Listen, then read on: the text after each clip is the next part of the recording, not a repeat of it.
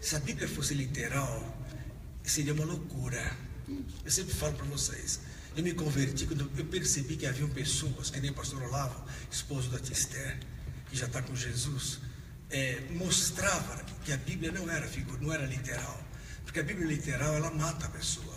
Como é que pode, por exemplo, a erva verde, olha só, abre em Gênesis capítulo 1, rapidinho. Super Nene não aguenta mais eu falar isso, mas tudo bem. Diga glória a Jesus. Glória a Jesus. Está passando mesmo o Super Nene de sábado? É que eu estou sem canal 4 em casa. Você também está sem? A própria Super Nene está sem canal 4. Ô Silvio Santos, acorda. Para com esse negócio de dinheiro. Põe logo na Sky, na NET, coisa aí. Que regulagem, né? De canal, que besteira. Ó, Gênesis 1 fala assim, no verso 11: produz a terra erva verde. Bom, Deus está produzindo erva verde, erva que dê semente, erva de frutífera, segunda espécie, etc. E assim aconteceu. Verso 12: a terra produziu erva dando semente conforme a sua espécie, árvore frutífera e tal. Aí no verso 14, disse Deus, isso foi no terceiro dia. Verso 13 mostra que na terça-feira, no terceiro dia, houve a produção das ervas do mato. Aí no 14, Cleus, disse Deus, haja luminares para a expansão dos céus, ou seja, haja o quê? Os astros de luz, o luminar maior, que é o sol, para iluminar o dia, e o luminar menor, que é a lua, para iluminar a noite, e as estrelas. Bom, isso no quarto dia, e assim Deus criou sol, lua e estrelas. Como é que pode criar lua, estrela e sol, depois que criou a erva verde? Como é que você me explica isso? Então, das duas uma, ou nós somos tudo doido, e a Bíblia realmente é uma história mal contada, ou então o homem é cego e está tudo figurado, e lua não é lua, sol não é sol, erva não é erva. É o que acontece, porque tudo está escrito por parábolas. Está lá no Salmo 78, abra lá, só estou dando o início, está começando a ligar os motores, pastor Marcos, estamos ligando os motores. Salmo 78, que tem gente nos assistindo em casa, né? E os resuminhos aqui. Salmo 78, abra lá. Olha lá. No verso 1. Escutai a minha lei, povo meu, inclinai os vossos ouvidos às palavras da minha boca, abrirei a minha boca numa parábola. Deus não fala literal. Por que a Bíblia, ninguém conhece a Bíblia? Porque a Bíblia não é um livro literal. Por isso que as pessoas não compreendem as coisas de Deus e acham loucura. Está aqui, ó.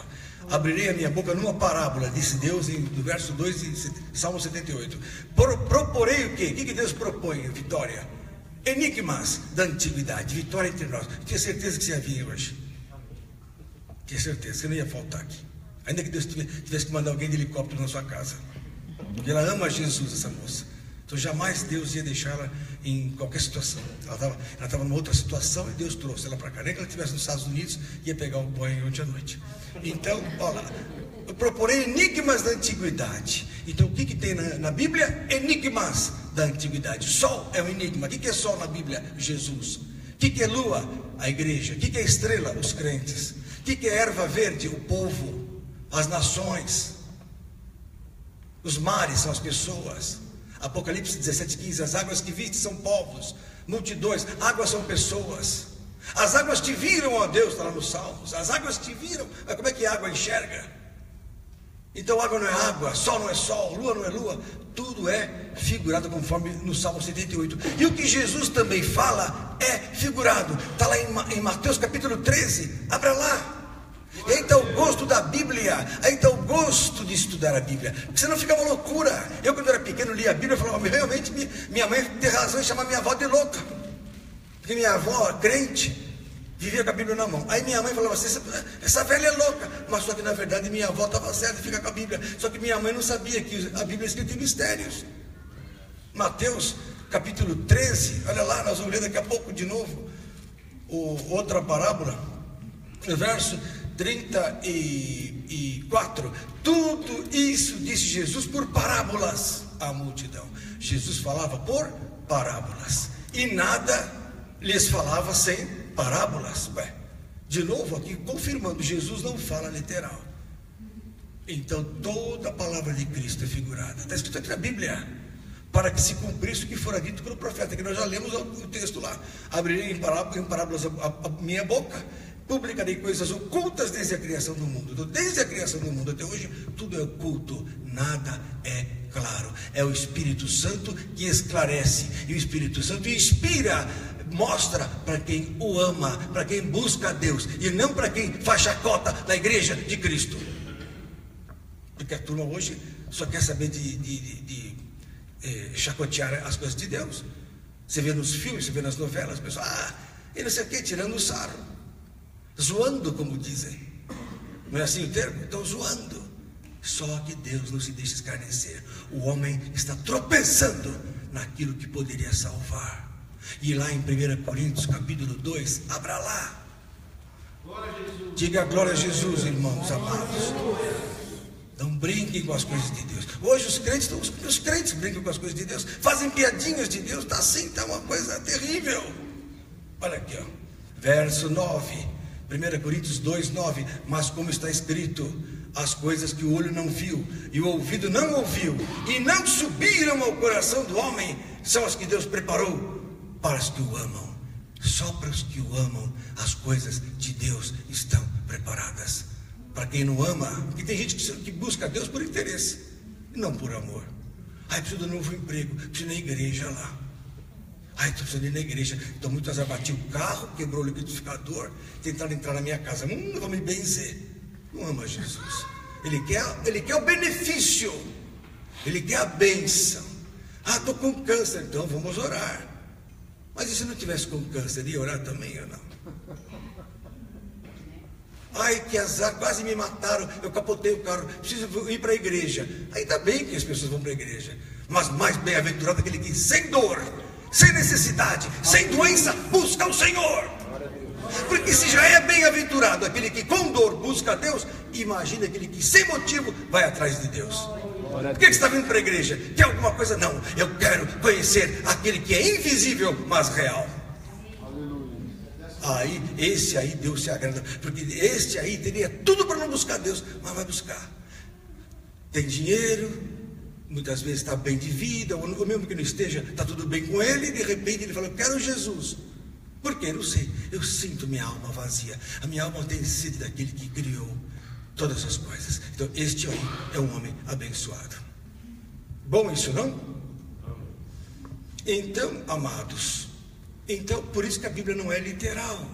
Deus fala em mistérios, né? Como é que eu mostro isso? 1 Coríntios 2 mesmo, daqui, verso 7 diz assim, mas falamos da sabedoria de Deus oculta em mistério. Que mistério é esse? As parábolas são os mistérios. As parábolas. Então vamos ler uma parábola hoje para começar o estudo. Uma parábola que Jesus interpretou. A semana passada já lemos uma que Jesus interpretou, que foi a parábola do semeador. Hoje leremos outra que Jesus também interpretou, para vocês aprenderem como se faz para interpretar, e depois vamos fazer o estudo de uma outra com dupla interpretação, porque a palavra de Deus ela tem um significado triplo. Ela pode ser literal, pode ser figurado, pode ser enigmático. O literal é o que está escrito: Jesus teve fome, Jesus teve sede, literal, né? Ou então, minha alma tem sede de Deus, figurado, né? Então pode ser. E o enigmático é quando transcende a imaginação, só o Espírito pode revelar, como nós vamos ver aqui hoje. Bom, vamos ler então em Mateus capítulo 13, abra lá, diga glória a Jesus. Chegou um cafezinho, olha aí, Puxa vida, e você cantava mesmo lá no Birosca? Não, ele está cantando para Jesus agora, mas ele cantava no karaokê lá dos japoneses. É verdade, ele era terrível. Agora ele virou de Jesus, está uma bênção. Era terrível esse menino, agora é de Jesus mesmo. Ele tem um dos melhores restaurantes de comida japonesa, depois vocês falem com ele, viu? Vamos ler lá em Mateus capítulo 13, a segunda parábola então interpretada por Jesus, a parábola do trigo e do joio. Amém? Então, para entendê-la, vamos começar lendo verso 24. Propor-lhe, então Jesus sempre propunha outra parábola, dizendo: o reino dos céus é semelhante ao homem que semeia boa semente ao seu campo, ou no seu campo. Mas dormindo os homens, veio o seu inimigo e semeou o joio no meio do trigo e retirou-se. E quando a erva cresceu e frutificou, apareceu também o joio. E os servos do pai de família, indo ter com ele, disseram-lhe: Senhor, não semeaste tu no teu campo boa semente? Por que tem então o joio? E ele lhes disse: um inimigo é quem fez isso. E os servos lhe disseram: queres, pois, que vamos arrancá-lo? Porém ele lhes disse: não, para que ao colher o joio não arranqueis também o trigo com ele. Deixai crescer ambos juntos até a ceifa. E por ocasião da ceifa, direi aos ceifeiros: colhei primeiro o joio e atai-o em molhos para o queimar, mas o trigo ajuntai-o no meu celeiro. E Jesus depois disse duas outras parábolas. Aí, verso 36. Então, tendo despedido a multidão, foi Jesus para casa, e depois de algum tempo, e chegaram ao pé dele os seus discípulos e disseram, dizendo: explica-nos a parábola do joio e do campo. Então as parábolas elas têm que ser explicadas para serem entendidas. E Jesus disse, respondendo, disse-lhes: o que semeia boa semente é o quem? O Filho do Homem. Quem é o Filho do Homem? Jesus. Então Jesus semeia o que? A boa semente. E o campo, quem é o campo? É o mundo. A boa semente são os filhos do reino. Então a palavra de Deus produz no ser humano o que? A semente boa. São os filhos do reino. E o joio são o que? Os filhos do maligno. Quem é o maligno? O inimigo, que é o verso 39. O inimigo, que é o maligno, que o semeou, é o diabo. Então Jesus semeia boa semente, produz o que? Filhos do reino de Deus. O inimigo também semeia uma semente similar no campo, que é o mundo, e produz o que? Filhos para o maligno. E a ceifa que vai acontecer depois é o fim do mundo, e os ceifeiros são os anjos. Bem explicado. Jesus pegou: isso é isso, isso é isso, isso é isso. Acabou. Assim como o joio é colhido e queimado no fogo, assim será na consumação deste mundo. Mandará o Filho do Homem os seus anjos, e eles colherão do seu reino. Jesus vai colher do seu reino. Então, dentro da igreja, olha aqui, ó, tudo que causa escândalo e os que cometem iniquidade. Aí a gente prega contra o pecado, a turma fala que a gente é quadrado, antiquado, superado, ultrapassado. A gente fala que prostituição é pecado, mas não é bem assim. Estamos no século 21. Ué, Jesus Cristo é o mesmo ontem, hoje, eternamente. Mudou? Deus mudou? Né? Posso roubar, posso matar, é tudo normal, porque o sangue de Jesus me cobre. Mas a iniquidade põe para fora do reino. Olha aqui, ó. E lançá-los-ão na fornalha de fogo. Ali haverá pranto e ranger de dentes. Aqueles que estavam dentro do reino foram lançados fora por causa da iniquidade. Então os justos resplandecerão como o sol no reino de seu Pai. Quem tem ouvidos para ouvir, ouça, que ouça. Então, Jesus explicou claramente a parábola. Então o que acontece? Voltando lá, só para vocês entenderem: o reino dos céus é semelhante ao homem que semeia boa semente. Jesus, produzindo através da sua palavra semente boa, servos de Deus no seu reino. Mas dormindo os homens, o que é dormir os homens? É não vigiar. O que Jesus fala lá em 1 Pedro capítulo 5? Aliás, Pedro falando: sede sóbrio, vigiai. Fica acordado. O que é? Acordado espiritualmente. Tem gente que está acordada a noite toda na balada, mas está dormindo espiritualmente. Não é verdade? A pessoa vai para a prostituição na balada na noite, no fuminho, na cocaína, e dorme espiritualmente. Dormindo, o inimigo entra e produz o quê? Cristãos malignos. Porque todo mundo hoje é cristão. Você vai no presídio, está escrito nas armas, como disse o pastor Jairinho: Deus é fiel. Nas armas, nos rifles, nos fuzis do pessoal do Rio de Janeiro, Deus é fiel. Jesus é o Senhor. Pá! Verdade, Marcos. O Jair subiu no morro lá e viu lá toda a caçada. Ele vivia lá nos morros do Rio de Janeiro cantando, e eles viam as armas. O pessoal mandava orar pelos ladrões para serem bem-aventurados nos roubos. Vou tomar até um trago. Glória a Deus. Terrível. O pessoal não pegava propina em nome de Jesus. Eu lembro uma vez que passou propina lá em Brasília, até o governador de Brasília estava no meio e rachou o dinheiro e falou: vamos orar, agradecendo a Deus pelo roubo, filhos do maligno. Hoje tem crente envolvido na Lava Jato que se diz pastores. É ou não é, irmãos? Deus me perdoe. Pastor Nerito não tem coragem de receber nem para pregar para vocês aqui, se é que vocês querem saber. Abro mão do meu tempo com a minha idade para fazer o bem para Deus. Eu amo isso aqui. Não é para ganhar dinheiro. Minha profissão vocês sabem qual é. Agora, quem trabalha na obra dá vida. É diferente. É diferente. Agora a pessoa trabalha para ganhar propina. Que negócio é esse? Desculpa, né? Não pode ofender. E se tiver ofendendo no meio, ai, não pode ofender essa raça. Graças a Deus a coisa já está começando a acontecer. Não é verdade? Desculpa, mas eu não consigo me conter. Eu não posso ficar calado contra aquilo que há 27 anos eu luto contra esta organização criminosa, mas ninguém acreditava em mim. Quando ganhou, eu falei: vocês vão ver, e agora aconteceu. Uma pena, eu já tinha falado isso. Vocês nunca me viram defendendo essa turma, porque eu fui médico da Ford, e eu conheci eles sem roupa para examinar essa raça toda, até que não tinha dedo. A família passava comigo. A família era insuportável há 25 anos atrás. Imagine hoje. Quando não eram do governo, já eram insuportáveis. Imagine hoje. Desculpa. Mas então, dormindo os homens, o inimigo vem e semeia o joio e produz filhos malignos.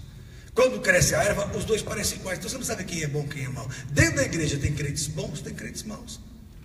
Em toda organização tem pastores bons, pastores maus, mulheres de Deus, mulheres que não são de Deus, apesar do parecer cristão.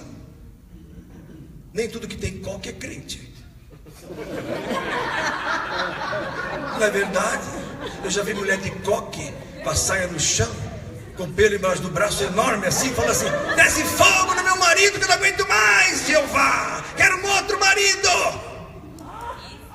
Eu já enjoei desse, você não aguento mais. Em vez de ela abençoar o marido, ela mandava vir fogo de Jeová. E também, Jeová é o Deus da guerra. Porque homem de guerra, homem de guerra é Jeová. Não é assim a musiquinha do Carlos, qual é o nome dele lá? O Ademar de Campos. Seu nome é temido na terra, assim. A todos os seus inimigos venceu, né? Deus grande e terrível em louvores. Então a turma sabe que Jeová desce fogo. Só que Jesus é um Deus de amor. Então não tem essa de descer fogo. Quem ama uma... mas eu casei, estou brigando. Dobra o joelho. Fazer o quê? Mas não vai mandar descer fogo no marido. Eu já vi muita gente fazendo isso. Agora tem uma hora que não tem mais jeito. Eu já vi casamentos que tem que separar. Não tem jeito. Se houve traição, se dois não estão mais juntos, no acordo, muitas vezes a pessoa não é de Deus, a outra, uma pensa de uma forma ou outra de Deus, é impossível andar junto. E se separam, fazer o que é melhor do que ir para a cadeia. Do que brigar. Já vi marido bater mulher, o olho ficar roxo, já vi mulher batendo no marido, já vi. Aí tem que separar. Porque senão vai haver uma morte. Mas o que Deus uniu? Mas quem falou que foi Deus que uniu? Tem casamentos que são feitos do inferno. Tem casamentos que são demoníacos. Quem falou que todo casamento é de Deus? Essa foi boa, né? O que Deus uniu, o homem não separa, mas o que Deus não uniu? Então tudo ali, desculpa. Pastor Elito vai devagar assim, porque você também não fica com graça, né? Você é para ouvir o que o padre faz, fala, vocês vão lá na igreja católica. Bom, vamos continuar. Então, o inimigo semeia, o joio cresce com o trigo, e aí o que acontece? Os anjos querem separar, os anjos são os pastores. Anjos são os pastores, é mesmo? Aos anjos eleitos, 1 Timóteo capítulo 5, os anjos são os pastores. Ao anjo da igreja que está em Laodiceia, ou ao anjo que está em Tiatira, o anjo da igreja, aqui nosso anjo, o pastor Jairo, o pastor Marcos é um anjo. Os anjos são pastores, pastor Toninho Oliva é um anjo, os anjos eleitos pelo Senhor. Ora, o anjo, os pastores às vezes querem separar as pessoas da igreja, e Deus fala: não, deixa os dois, a unidade está acima de tudo na igreja. Por isso que não pode separar.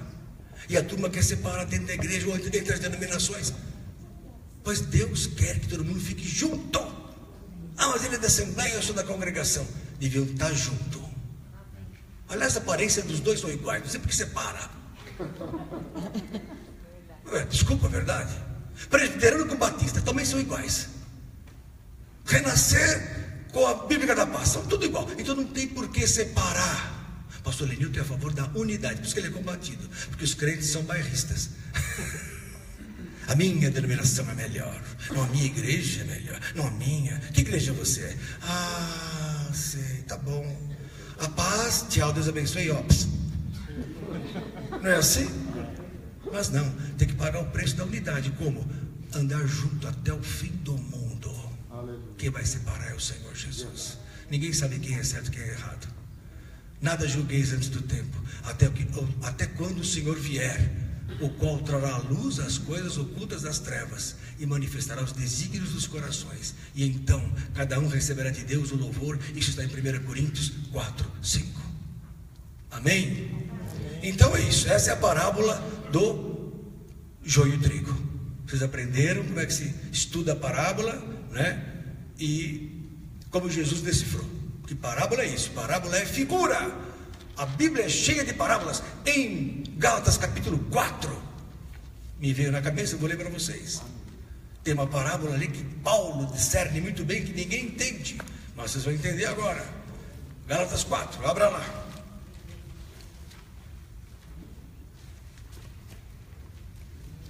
Cadê o Tiagão que cantou? Ah, está lá atrás. Pensei que tivesse sido arrebatado. Será que aconteceu já? É um santo. Papai está junto, amém. Glória a Deus pelo Fernando. Vozeirão da sua esposa, hein? Ela canta assim para você. Amor, tá bem. Vamos continuar esse assunto. Mas o vizinho canta, que eu estou sabendo. Depois a gente conversa. Ó, é que lá em cima fazem festa. E ela veio reclamar para o pastor: eu não consigo dormir, eu e o Fernando, porque é uma bagunça lá em cima. Eles não conseguem dormir. Eu estou conversando aquele negócio do canal ouvido. Estou sabendo. Ó, irmãos, Gálatas 4 diz o seguinte, verso 21. Olha só, queridos.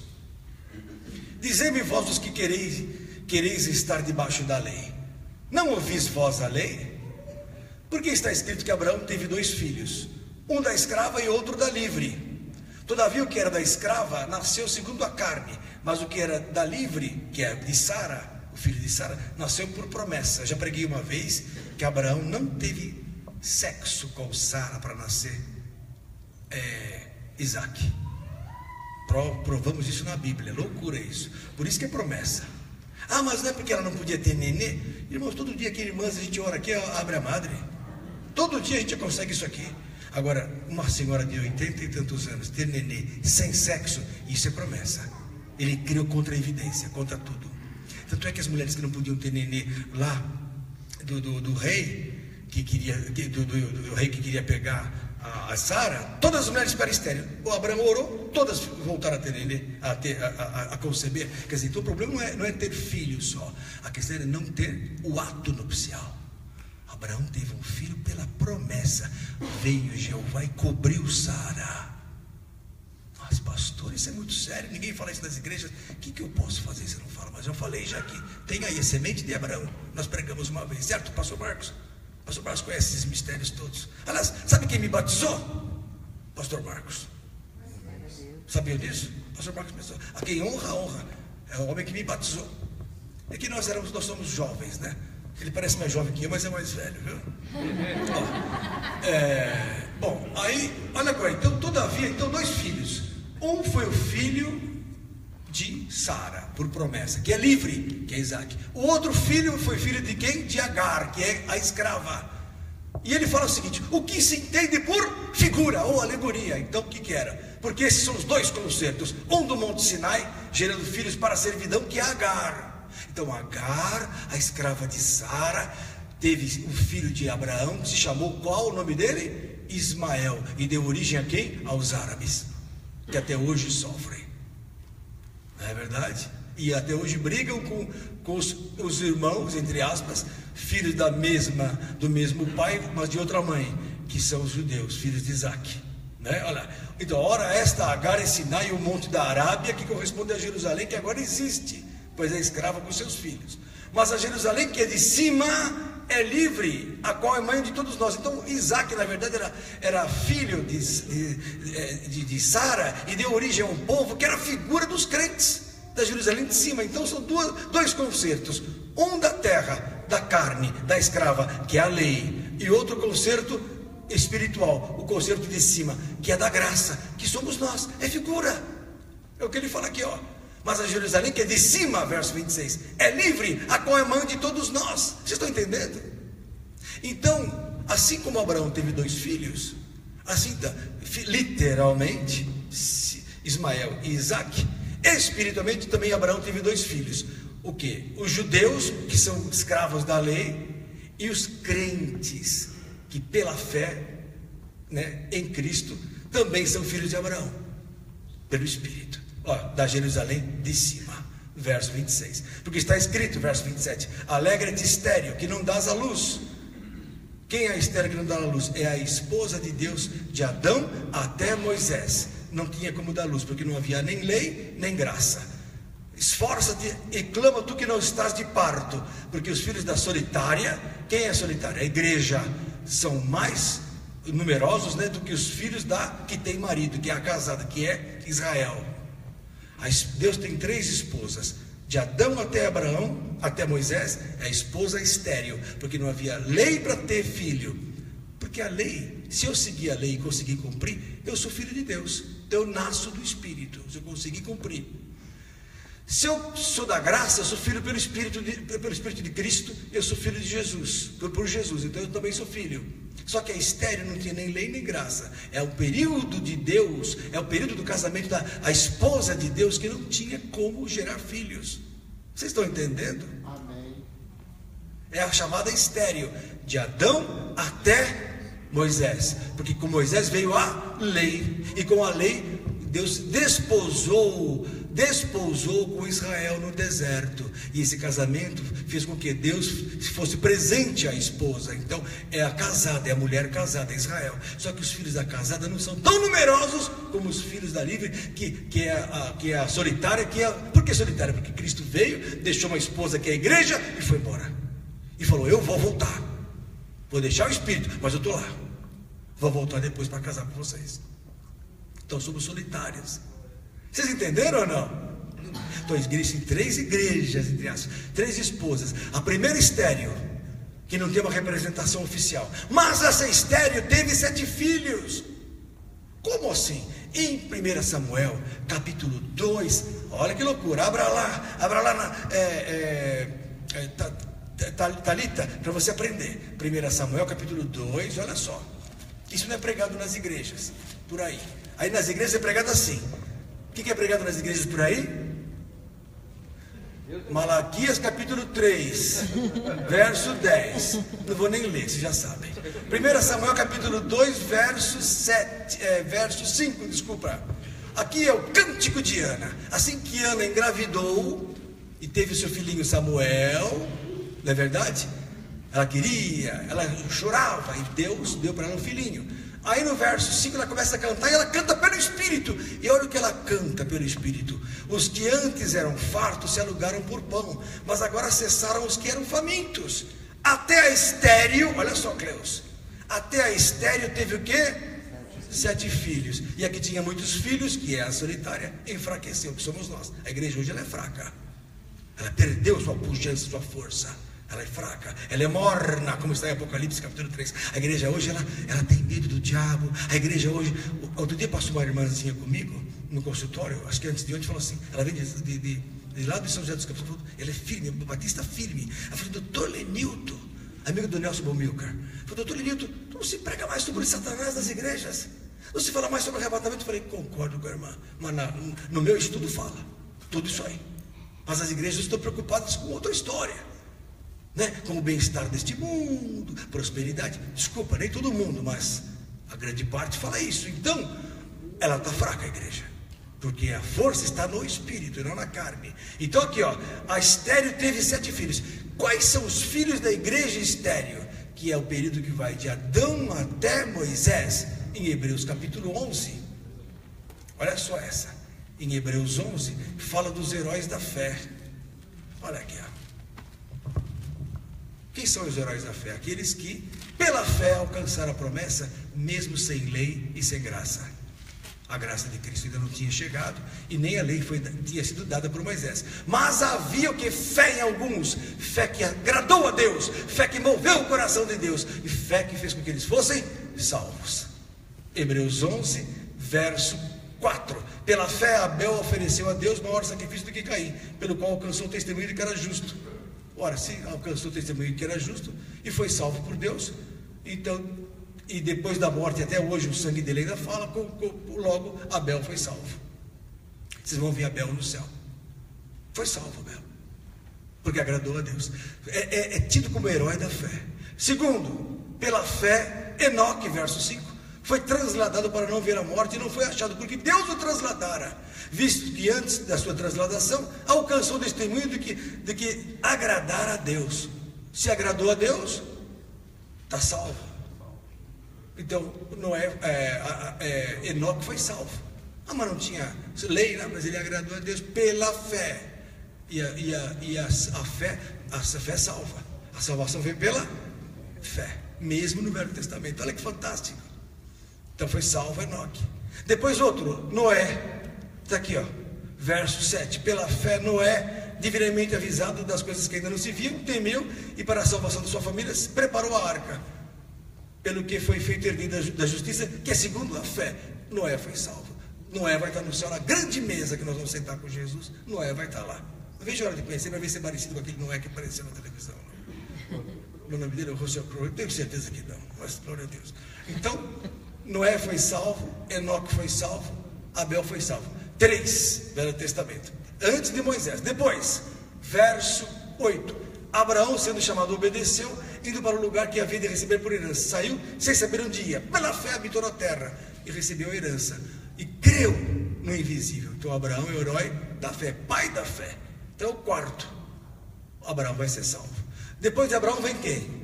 Isaac. Está lá, verso 18. Em Isaac será chamado de descendência, também foi salvo.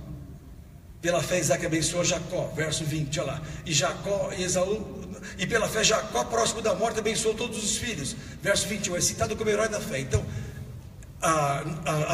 Abel, Enoque, Noé, Abraão, Isaac, Jacó, José. José também, olha aqui, ó, verso 22. Pela fé José, próximo da morte, fez menção da saída dos filhos de Israel e deu ordem a respeito dos seus ossos. Então, o sétimo que foi salvo, quem foi? José. Conclusão, temos 7 pessoas salvas na estéreo, no período que vai de Adão até Moisés. Depois já vem Moisés, verso 23, já saiu da estéreo. Moisés é casado com Deus, porque deu a lei, e a lei trouxe o casamento e propiciou o quê? O casamento de Israel com Deus. Daí vem ao período da lei. Fantástico, não? Gostaram dessa? Então agora vocês entenderam o que é o concerto da lei, feito no Monte Sinai por Moisés, e o concerto da graça, que é da livre, que é o de Sara, entre aspas, que é a Jerusalém celestial, do qual somos todos nós, a chamada igreja ou esposa de Cristo, a solitária, que enfraqueceu. E a que tinha muitos filhos, enfraqueceu. Em Isaías 54, para encerrar esse assunto, para quem não sabe, abra lá, diga glória a Jesus. Glória a Jesus. Você já sabe tudo isso, né, Natália? Ou Vitória?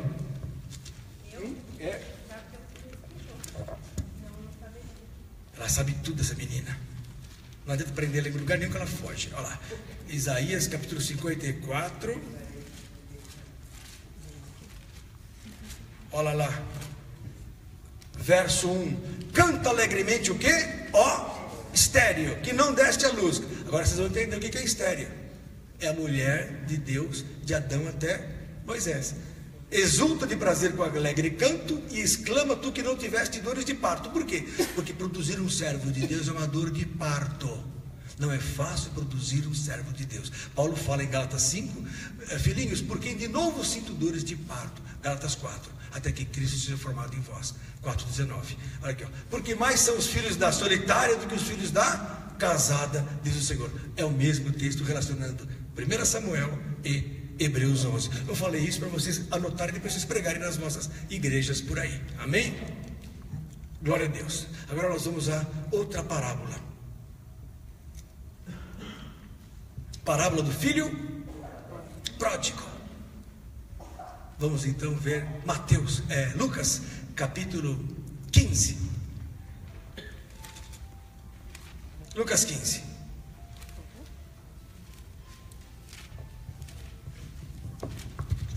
Vamos ver três visões dessa parábola.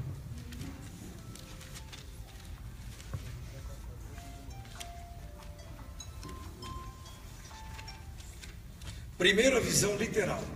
Vamos ler. Lucas 15, 11. Disse então Jesus: um certo homem tinha 2 filhos. O mais moço deles disse ao pai: Pai, dá-me a parte da fazenda que me pertence. E ele repartiu por eles a fazenda.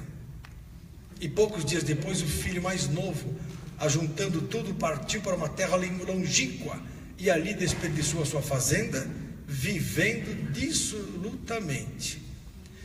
E havendo ele gastado tudo, houve naquelas terras uma grande fome e começou a padecer necessidades. E foi e achegou-se a um dos cidadãos daquela terra, o qual o mandou para os seus campos a apacentar porcos. E desejava encher o seu estômago com as bolotas que os porcos comiam, e ninguém lhe dava nada. E caindo em si, disse: quantos trabalhadores de meu pai têm abundância de pão, e eu aqui pereço de fome. Levantar-me-ei e irei ter com meu pai, e dir-lhe-ei: Pai, pequei contra o céu e perante ti, e já não sou digno de ser chamado teu filho. Faze-me como um dos teus trabalhadores. E levantando-se foi para o seu pai, e quando ainda estava longe, viu o seu pai e se moveu de íntima compaixão, e correndo lançou-lhe ao pescoço e o beijou. E o filho lhe disse: Pai, pequei contra o céu e perante ti, e já não sou digno de ser chamado seu filho. Mas o pai lhe disse aos seus servos: trazei depressa a melhor roupa e vestilho, e pondo-lhe um anel na mão e sandália nos pés, e trazei o bezerro cevado e matai-o, e comamos e alegremo-nos. Porque este meu filho estava morto e reviveu, tinha se perdido e foi achado. E começaram a alegrar-se. E o seu filho mais velho estava no campo. E quando veio e chegou perto da casa, ouviu a música e as danças. E chamando um dos servos, perguntou-lhe que era aquilo.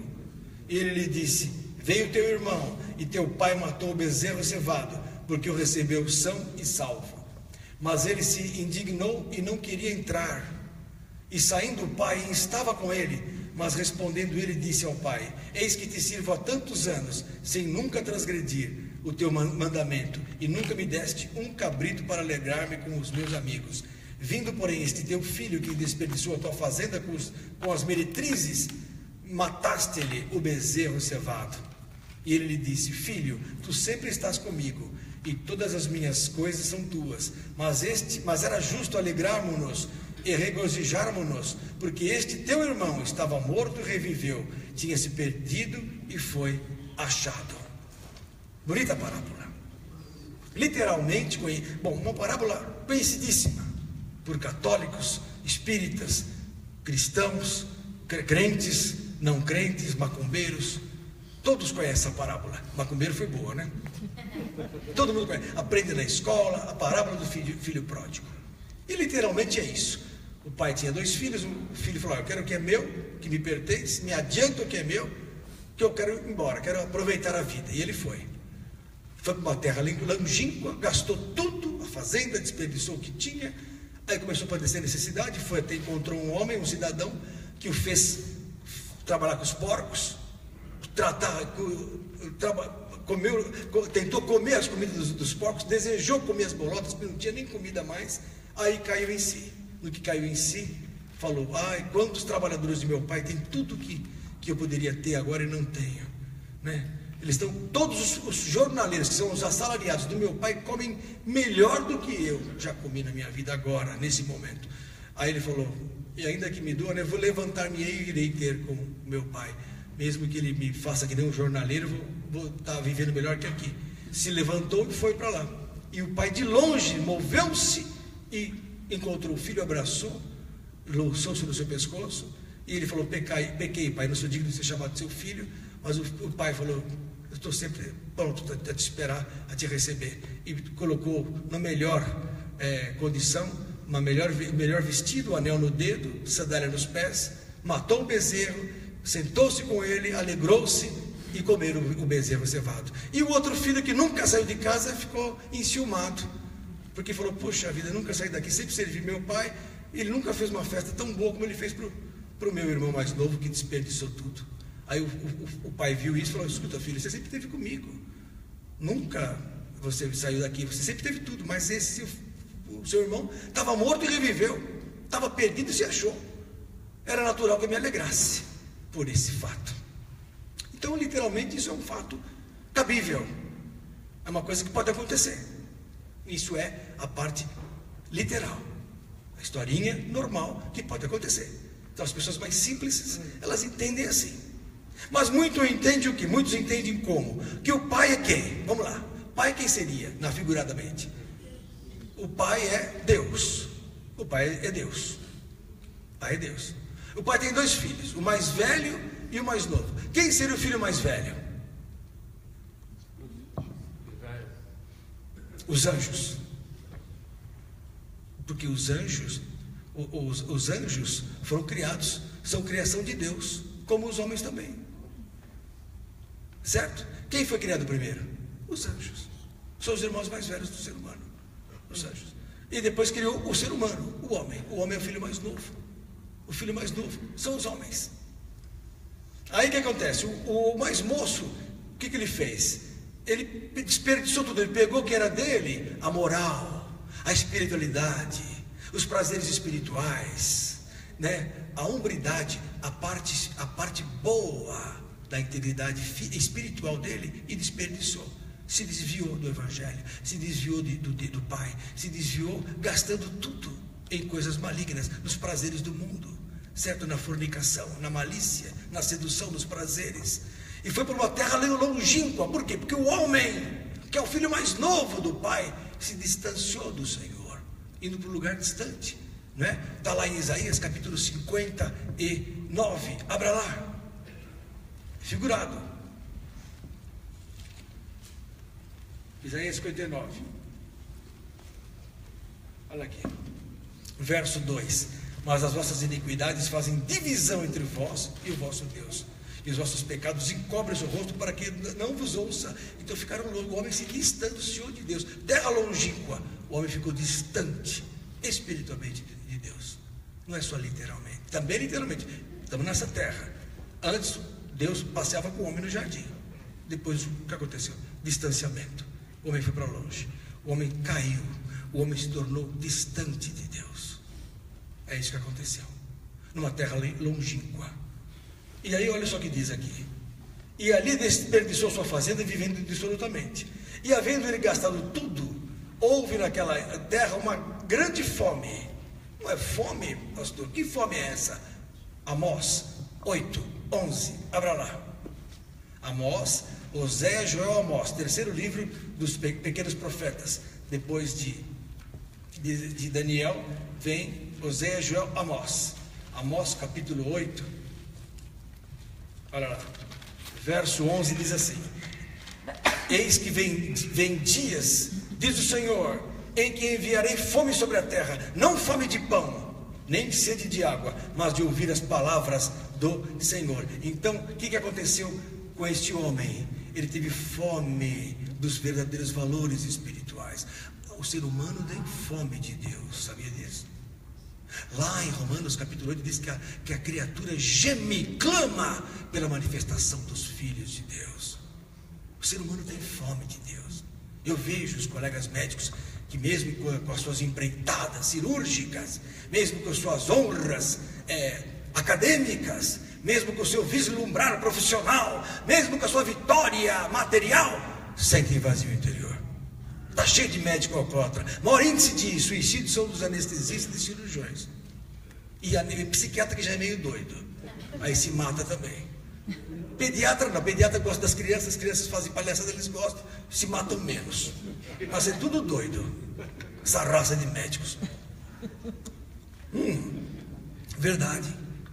Outro dia um médico, foi num simpósio médico, esses dias aí um colega nosso, que é um grande médico do Einstein, falou assim: doutor Lenilton, estou assistindo Apocalipse lá. Falei: que maravilha, não sou só visto pelos crentes, tem gente aí da alta sociedade científica me assistindo.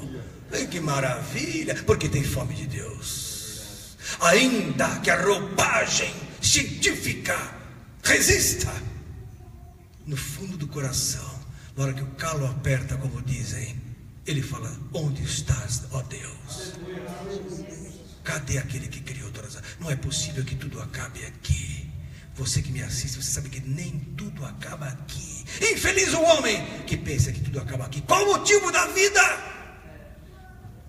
Ora, se a realidade espiritual é real, por que não ser de Jesus? Se Deus é real, e todo mundo sabe que Deus é real, para que ir para o lugar errado? Mas Buda é gordinho, é bonito. Não entra nessa. Não entra em falsos markets.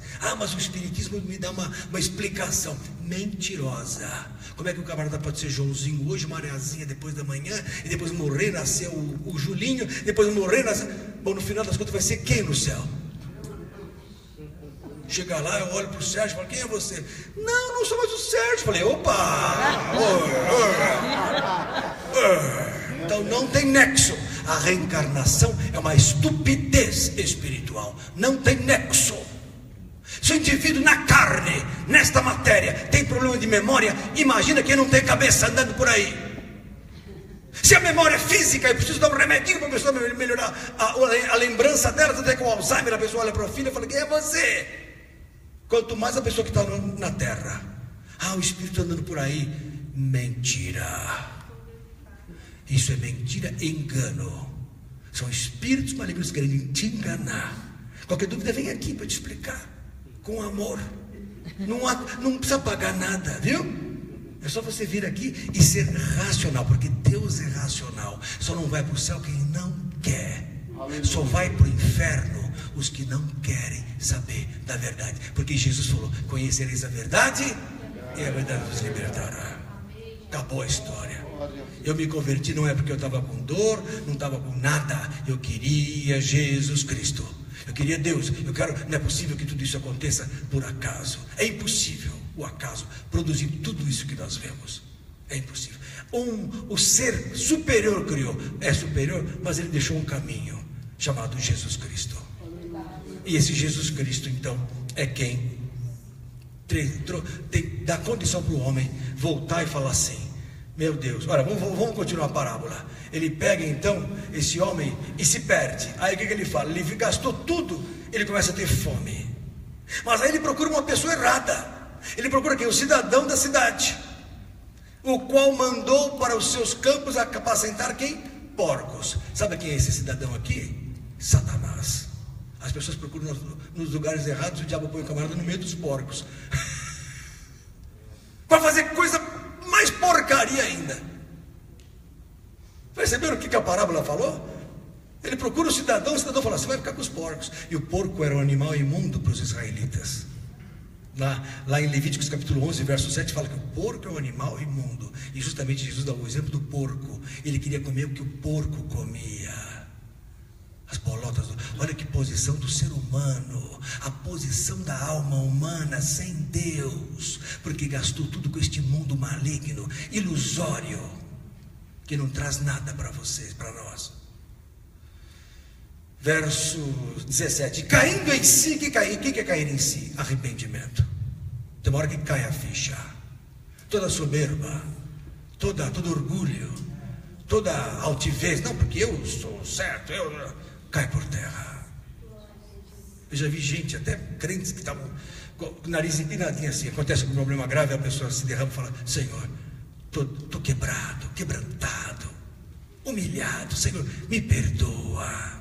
Senhor, tu és real, eu estou errado. Isso chama-se quebrantamento. E é um coração contrito e quebrantado, Deus não despreza.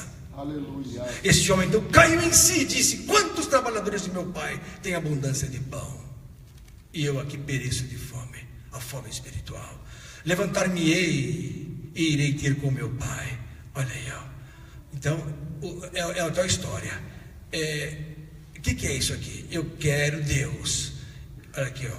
Eu pequei contra o céu e perante ti. É o reconhecimento do pecado. O que é arrependimento? É reconhecer o erro e tomar uma nova posição. Isso é arrependimento. É um sentimento de tristeza que produz vida. O sentimento de tristeza que produz só remorso não produz vida.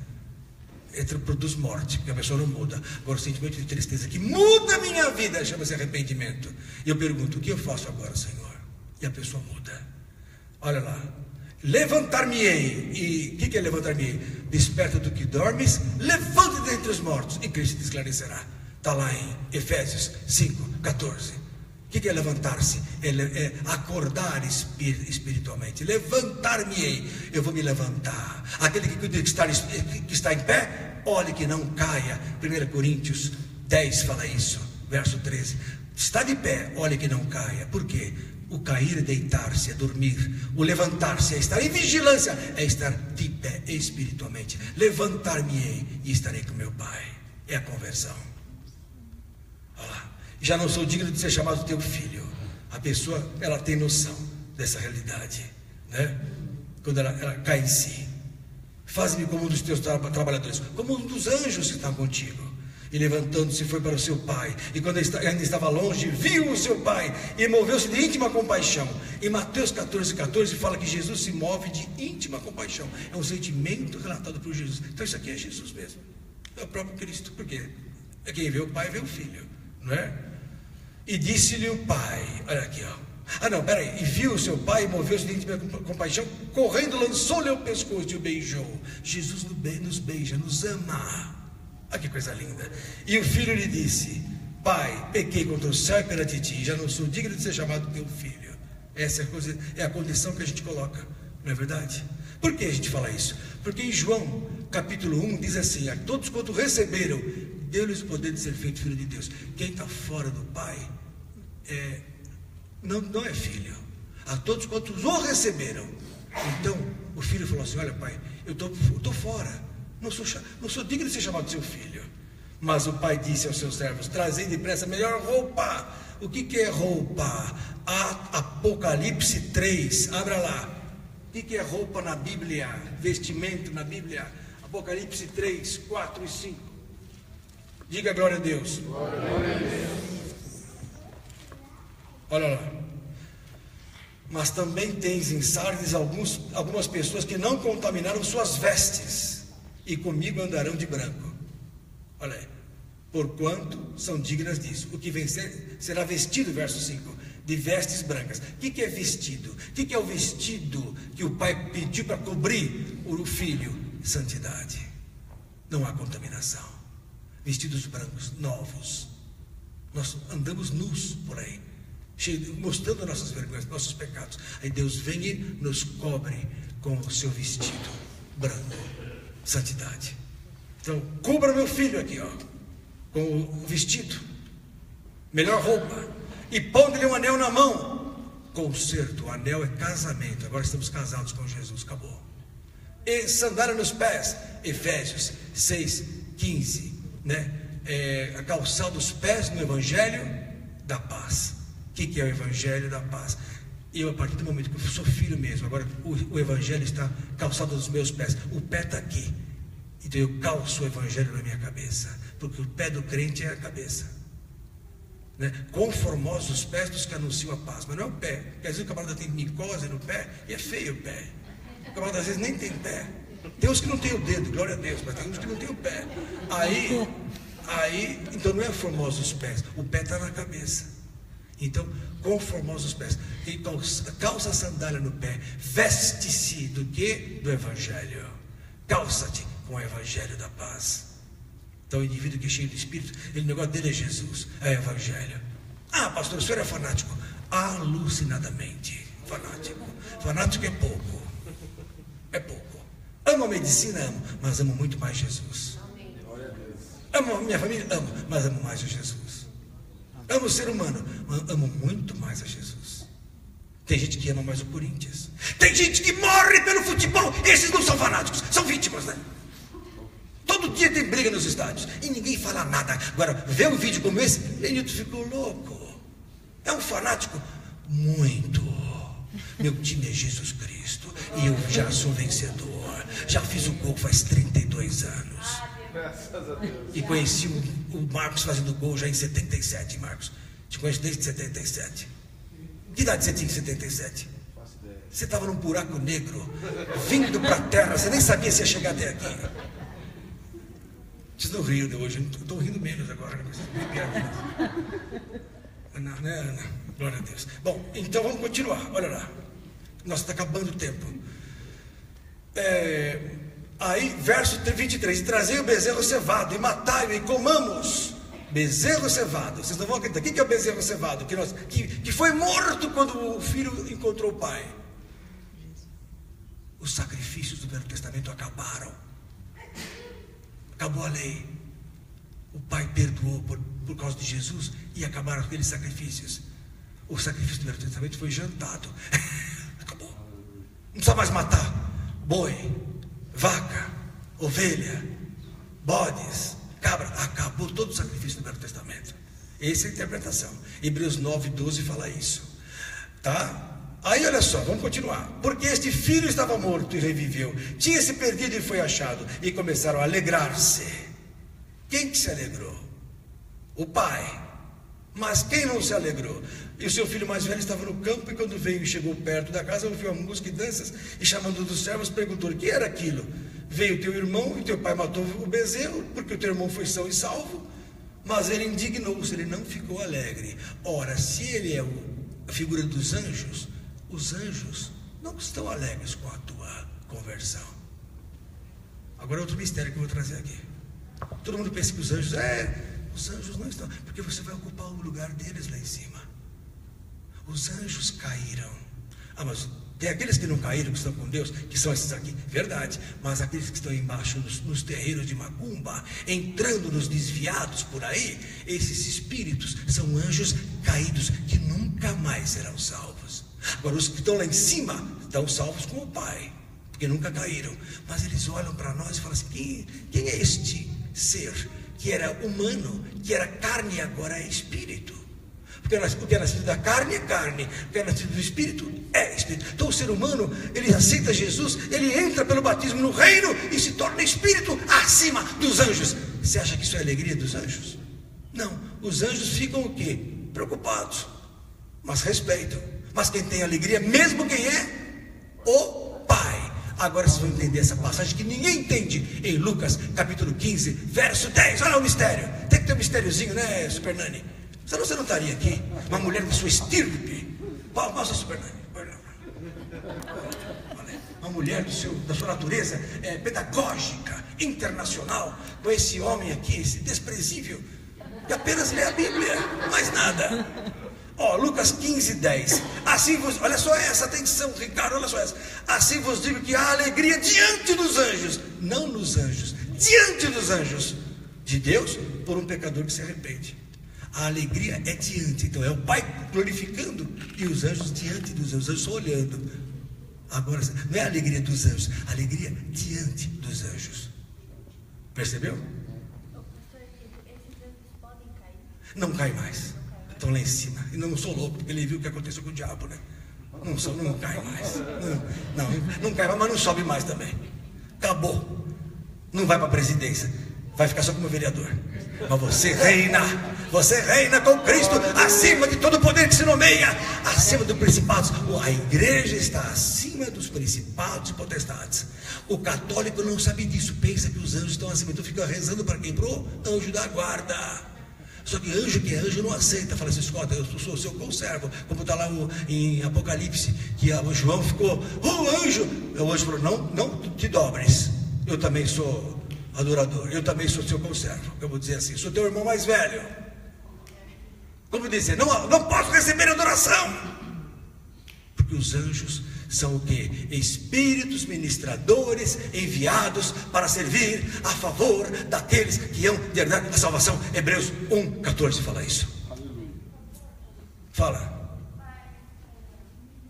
Eu acho que porque como que Deus deixa anjos do lado dele que vai sentir ciúmes da gente? Não é que tem sentir ciúme, não sente alegria. Os anjos são impassíveis. Os anjos não têm sentimento. Você assistiu aquela Cidade dos Anjos? Você assistiu a Cidade dos Anjos?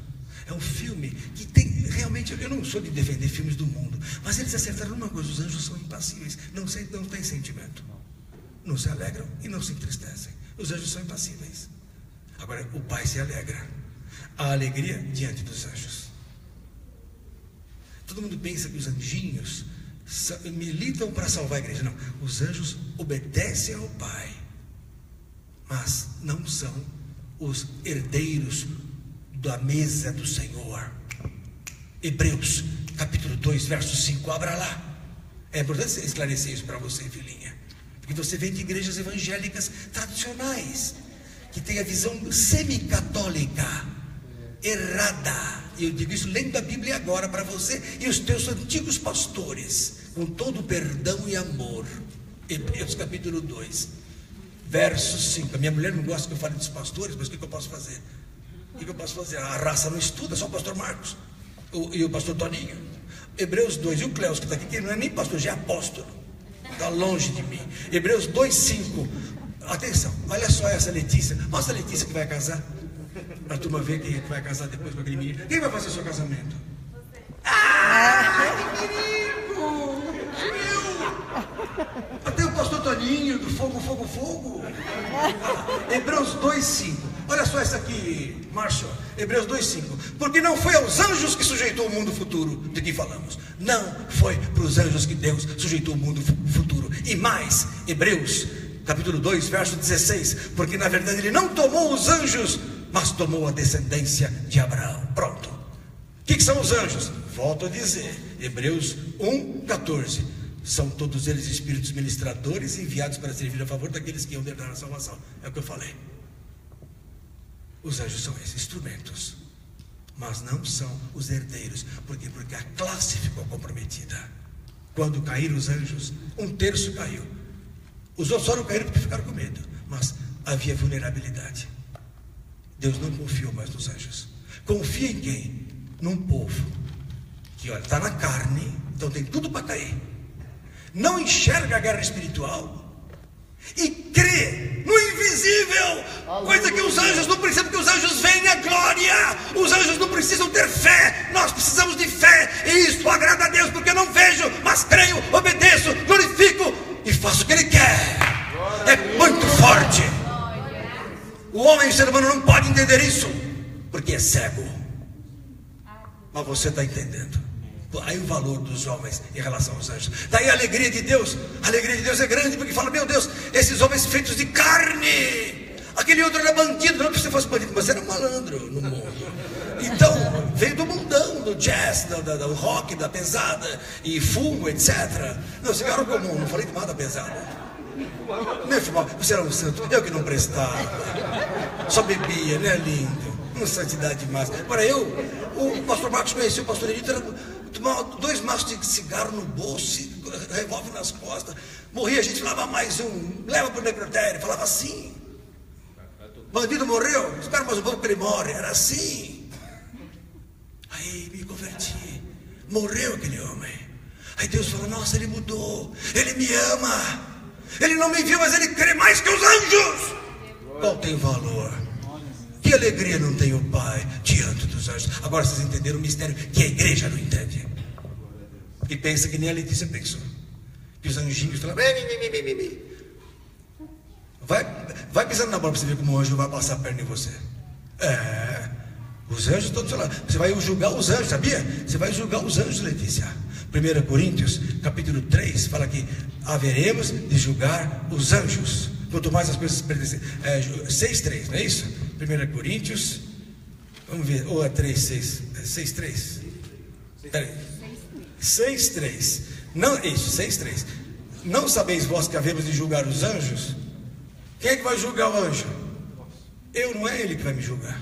Então estamos acima dos anjos já nesta vida.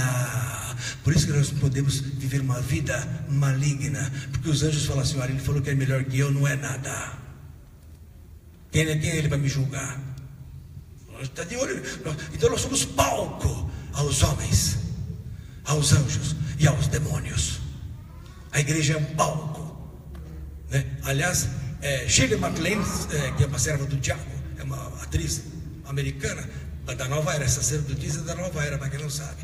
Ela milita pelo anticristo, essa mulher. Shirley MacLaine, ela escreveu um livro chamado Conspiração Aquariana. E também ela tem um livro chamado Essa Vida é um Palco, onde ela fala que tudo que nós vivemos, os espíritos olham, observam e julgam. Forte isso, viu? Tem que pensar bem antes de fazer qualquer coisa nessa vida. Amém? Está gostando, Vitória? Glória a Deus. Agora vamos a outra interpretação. Dá tempo, será? Ou deixa para a semana que vem?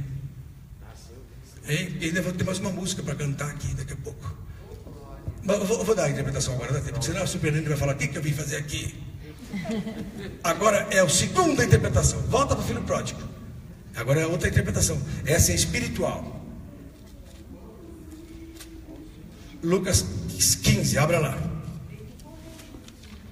Diga glória a Jesus. Glória a Jesus.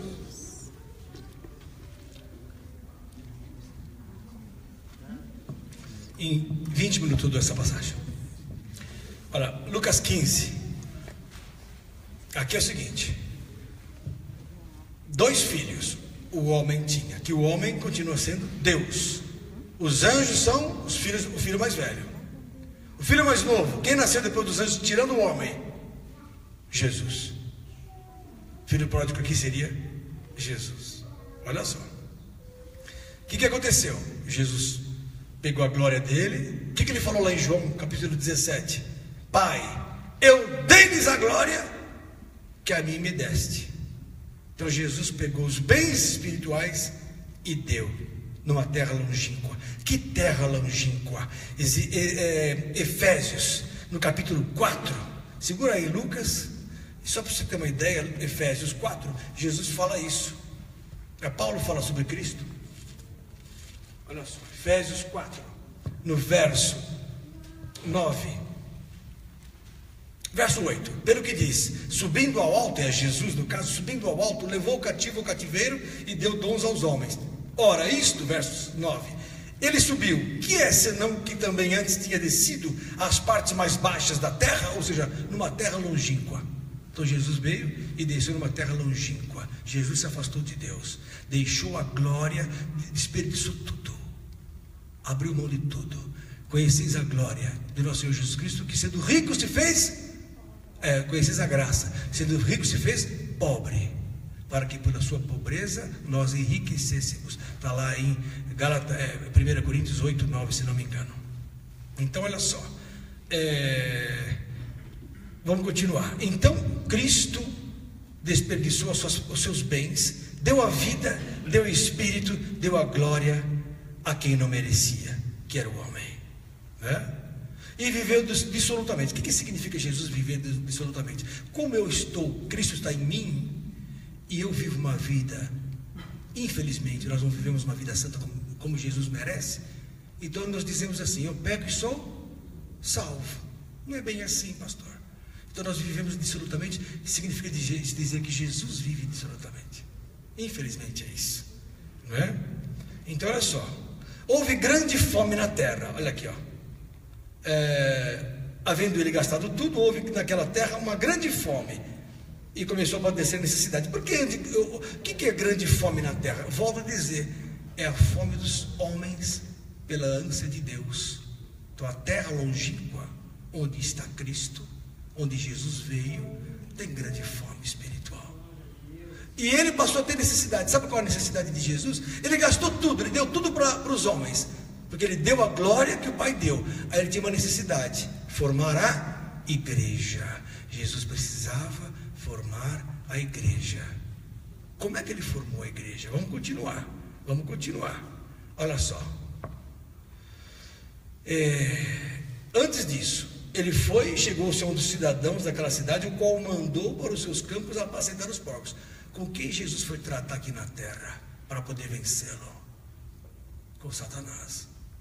Este cidadão aqui também é Satanás para Jesus. E Satanás falou o quê? Você não está com fome? Come pão. Está com fome, come pão. Quer dizer, não vai comer as coisas espirituais, come as coisas físicas, que para Jesus são bolotas. Para quem está na glória, o que é esse chão maligno aqui, nada. Aí Jesus falou: nem só de pão viverá o homem, mas da palavra de Deus. Então Jesus começou a ser tentado a comer as coisas desse mundo. Se apresenta aí, Jesus, pula do templo, o povo quer pão e circo, se atira nele para todo mundo te reverenciar, para os anjos te segurarem, como diz lá no Salmo 91.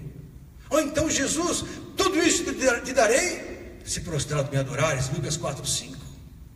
E Jesus falou: vai de Satanás. Quer dizer, Jesus foi tentado, mas não comeu. Desejava por um momento, porque estava com fome, mas não comeu. Entendeu? E caindo em si disse: quantos trabalhadores de meu pai têm abundância de pão, eu aqui padeço de fome. Então Jesus teve guerra, em tudo foi tentado. Hebreus 2:18, abra lá. Jesus em tudo foi tentado. É um filho que ficou sem a glória, ficou sem o dinheiro do pai, sem a glória do pai, mas não pecou. Hebreus 2:18, porque naquilo que ele mesmo, sendo tentado, padeceu, pode socorrer aos que são tentados. O que ele padeceu? Hebreus 4:15, porque não temos um sumo sacerdote que não possa compadecer-se das nossas fraquezas, porém um que como nós em tudo foi tentado, mas sem pecado. Então Jesus foi tentado em tudo que você pode imaginar, por isso que ele pode te socorrer. Fome, sede, sensualidade, tudo. Vieram as mulheres atrás de Jesus, ele falou: sai daqui. Não é que nem hoje que os crentes falam: sai, ninguém está vendo não, então vamos aproveitar. Vamos aproveitar. Fala, filho. Assim, esse versículo aqui marca qualquer coisa que o pessoal anda falando aí que Jesus teve relação sexual e tudo mais. São os idiotas, desculpa. Eles têm que calar a boca, porque sofrerão mais duro juízo. Está tocando no nome do Filho de Deus, aquele que profere o nome de Cristo, a parte da iniquidade. Como é que fala uma coisa dessa? Que Jesus teve Maria Madalena e não sei o quê. E o pior, vai mais longe, vão atrás do homossexualismo. Quer dizer, porque como eles são homossexuais, eles querem se justificar. A pessoa quer se justificar, a pessoa gosta do mal. O homem é carnal, o homem é filho do diabo naturalmente. Só se ele realmente em Cristo ele se transforma em filho de Deus. O homem é de Satanás, salvo se for de Jesus. O senhor está me ofendendo, o que eu posso fazer, filhinho? Toma outra posição na vida. Mas eu não consigo largar o homossexualismo. Você que sabe. Eu tinha pacientes que falavam assim: doutor, não consigo largar o cigarro. Eu falo: bom, então eu vou te amputar a perna. Vai entupir. É mesmo? Aí ele mordia a boca, mas não fumava. Ele não queria ficar sem perna. Então corta estas coisas para você não ir para o inferno. Por quê? Hebreus 12:4. Ainda não resististe até o sangue, combatendo contra o pecado. Ou seja, sangra, mas não peque. Ah, mas o senhor é radical, então faça o que você quiser. É como diz lá em Apocalipse que nós lemos: quem é sujo, sujo se ainda. Fica à vontade, olha, faz o seguinte: faz uma orgia com 10, até arrancar a tua orelha fora. É o que você quer, vai, faça! Faça o que você quiser. A hora que você estiver mal, você vem me procurar, eu vou orar por você. E Jesus vai te dar vitória. Porque onde abundou o pecado, superabundou a graça. Glória a Deus. Não desejo mal para ninguém. A hora que estiver com AIDS, vem me falar. Vou orar por você. E Jesus vai curar. Porque eu já orei pessoas com AIDS e foram curadas. Outros não, outros morreram, eu fui no enterro. Fala. É verdade. O Edilberto, lembra do Edilberto? Grande servo de Deus, grande evangelista. Morreu, fazer o quê? Fala. Até acho que a gente conheceu aqui. Não vou falar o nome. Mas o que acontece?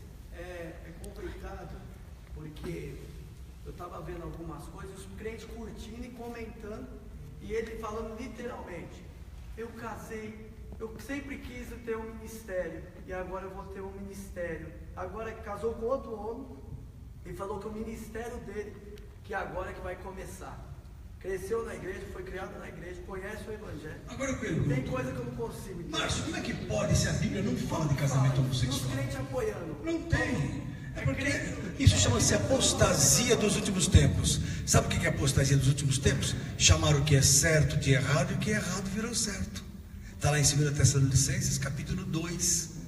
Isso já prenuncia a vinda do anticristo. São o que? É a apostasia, ou seja, é a operação do erro. O que é certo passa a ser errado. Tua menina virgem depois dos 15 anos está louca. Sua tonta, está perdendo. Perdendo o quê? Deixa ela é de Jesus. Não é contamina. Aí depois que rompe a santidade, aí acabou, fica igual a todo mundo. O que você ia falar, Vanderlei? Pastor, é muito duro. Eu vou falar do jeitinho que eu tô pensando. É muito duro pensar que é uma coisa que me recorreu nas últimas semanas. Quem quer obedecer a Jesus sempre vai encontrar um motivo para se santificar. Assim como quem quer pecar vai encontrar uma justificativa para Sem pecar. dúvida. Quem ama Deus ama. É o que você falou. Quem quer tempo, arruma tempo. Quem gosta de academia, nem que seja 11 horas, vai para academia. Quem ama Jesus, nem que seja 10 minutinhos, vai orar. Vai para a igreja. Quem não ama Jesus, não vai na igreja. Não tem graça. Porque cada um tem uma inclinação. Agora, a gente faz o que pode, porque a Bíblia fala pregar o evangelho a toda criatura. Se a pessoa tem uma inclinação para o mal muito forte, ela não vai se converter. Só que não venha falar que não ouviu a palavra, porque a Bíblia fala que todos têm que ouvir a palavra. Por quê? Porque aquele que crer e for batizado será salvo. Mas, poxa, pastor, eu não consigo crer. Peça a Deus um sinal. Sabe que vai ter que ser pela dor a sua vinda para Cristo? Sabe que vai ter que vir uma doença? Ou um assalto, ou um tiro na perna, ou nas costas? Ou vai capotar um carro, sei lá o quê? Porque a Bíblia fala que aquele que não vem por bem, vem pela dor. Eu prefiro que não venha. Eu não vim pela dor. Eu era tenente do exército. Estava muito bem na época militar. Tinha dinheiro porque trabalhava feito um doido e não era casado. Porque a gente depois que casa perde dinheiro. Tem que rachar, não é verdade?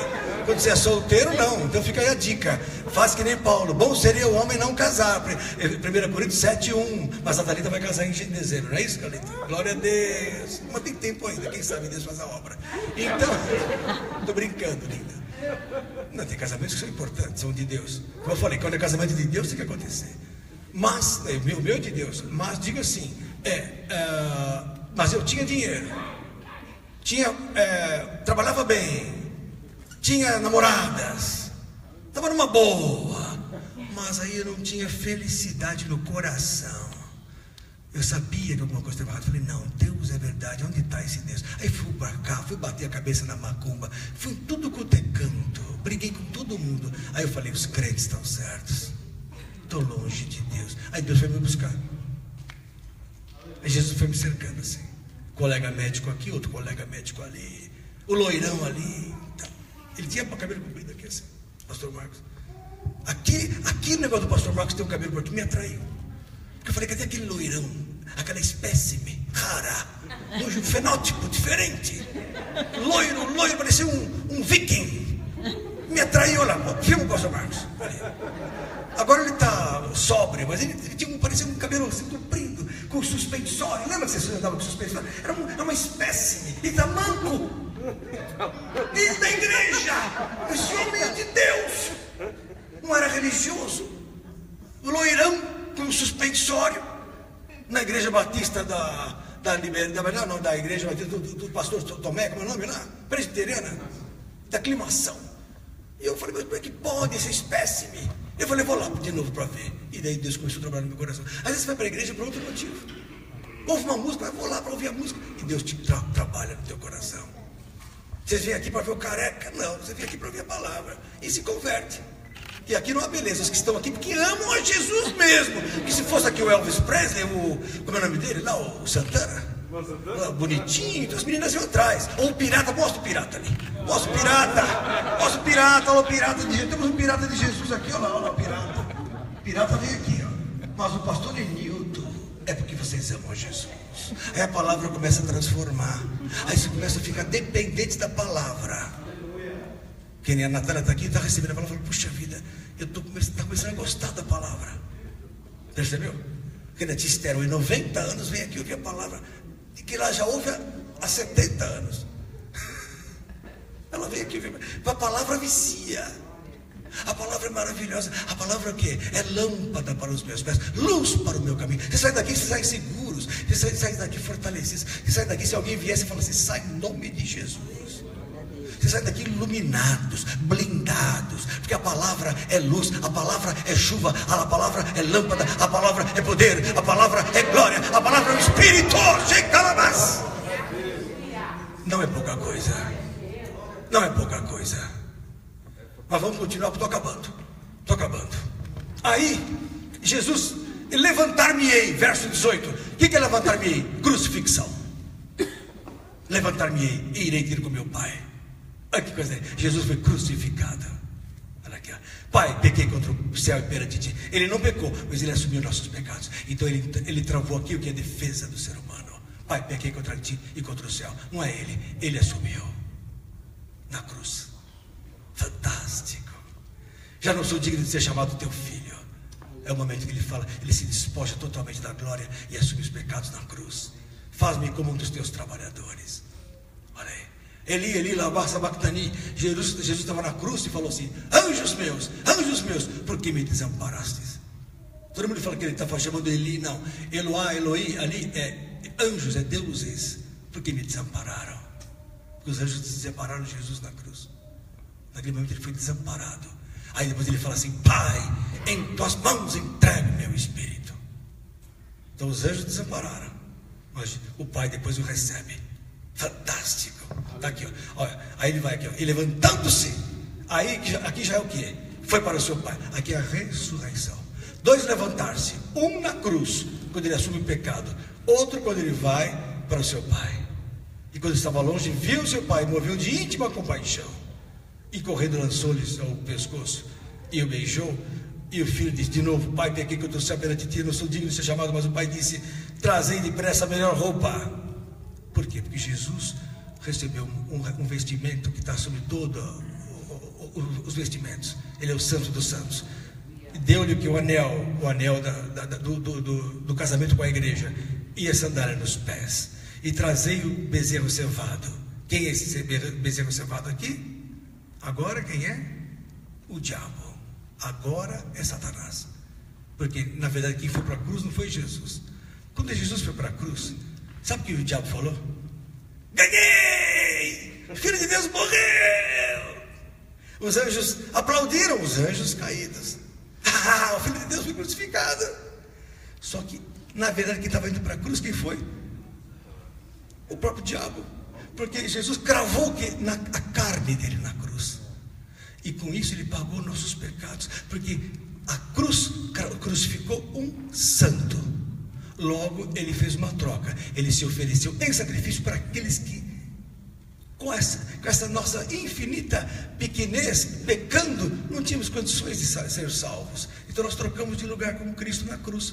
Eu aceito a cruz, eu aceito o sacrifício dele. Ele me devolve o que é a vida que ele viveu de 30 anos de santidade, 33 anos, ele passa para mim. Quando ele vai para a cruz, eu vou para a cruz no lugar. Ele foi no lugar para mim, ele foi na cruz no meu lugar. Eu recebo a vida dele, e Satanás é crucificado, porque não tem mais condenação para aqueles que estão em Cristo Jesus. É sério. Então a cruz é muito forte. O diabo não suporta isso. Iemanjá não suporta isso. Padilha, quem mais? Toda casta de malignos, demônios. Não temerei o que me possa fazer o demônio, nem os anjos, nem os homens, porque o Senhor é a minha luz, a minha salvação. A quem temerei? De que me recearei? Acabou. Há uma blindagem de sangue sobre nossas vidas. Sangue de Jesus que nos cobre, nos lava, nos blinda, nos purifica. E você tem sobre você a unção do Senhor. Você tem sobre a tua cabeça a coroa da glória, como está em 1 Pedro capítulo 4. É a coroa da glória, é o Espírito da glória de Deus. E está escrito assim: santidade ao Senhor. Está escrito santidade ao Senhor, como estava em Arão, no Levíticos 32. Lá Arão usava uma coroa de lâmina de ouro puro, escrito santidade. Hoje nós usamos uma coroa invisível, mas na hora que o diabo olha, ele fala: meu Deus, ele sabe que ele está com a coroa na cabeça. Não posso fazer nada. Não posso mais tocar nele. Que maravilha. Aí o bezerro foi morto. E os anjos, lógico, ficaram com o ciúme de Jesus. Por quê? Hebreus capítulo 1. Estou acabando. Hebreus 1. Abra lá, quem falou? Eu pensei que tinha sido pirata. Cadê o seu filhinho, pirata? Hein, Júnior? Cadê o Juninho? Tão bonitinho, né? Hebreus capítulo 1, olha lá. Hebreus, tô acabando, Vitória, você já vai para casa. Olha aqui, ó. Olha aqui, ó. Olha aqui, ó. Verso 5. Porque a qual dos anjos disse jamais? Quer dizer, nunca o Pai fez isso. Tu és meu filho, hoje te gerei. Verso 5. O Pai nunca falou para um anjo assim: você é meu filhinho amado. Só para Jesus. E outra vez, eu lhe serei por pai e ele será por filho. E quando outra vez introduz no mundo o primogênito, diz: e todos os anjos de Deus o adorem. Então Jesus tornou-se o quê? O rei dos reis, o rei dos anjos. E no verso 9: aborrecesse a justiça, amasse a justiça, aborrecesse a iniquidade. Por isso Deus, o teu Deus, te ungiu com óleo de alegria, mais que a teus companheiros. Quem são esses companheiros? Os anjos, os trabalhadores, os assalariados do Pai, que estão lá em cima. Que lógico viram Jesus por cima da carne seca, desculpa a expressão. Os anjos vêm e tem que submeter a Cristo, tem que submeter a Cristo, ao comando de Cristo.